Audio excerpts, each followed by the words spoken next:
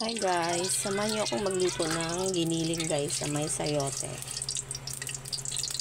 So ayan guys, nagpa-init na ako ng kawali at mantika. So ang susunod natin ilagay guys ay ang bawang.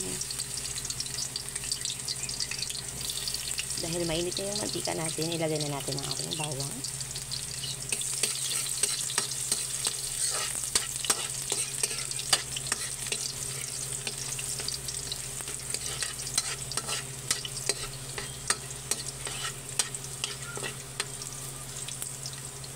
At isunod natin ang ating sibuyas.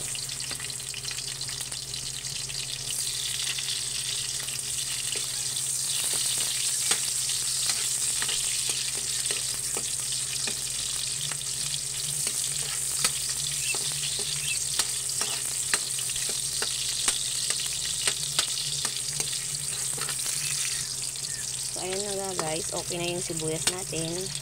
Next ay ang ating giniling guys. Ilagay na natin yung giniling natin.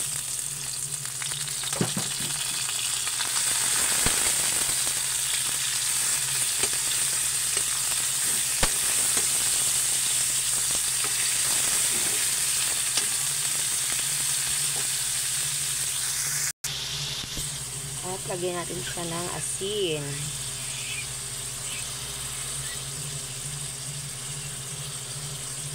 Lagyan natin ng pamintang powder. At haluin natin ulit. Ngayon naman guys, ilagay na natin ang ating kamatis. Haluin again. Ayan guys, at takpan muna natin siya saglit guys. So, hayaan muna natin siyang takpan at kumatas. So, ayan na guys. Ayan na yung ating giniling. So, ilagay na natin yung ating sayote guys. Are. Ilagay na natin guys. Ating sayote.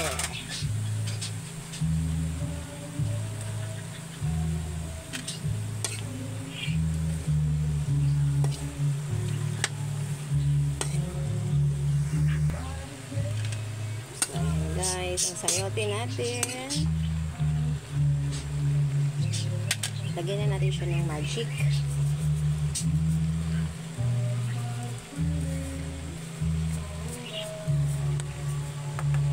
Lagyan natin ng sabaw.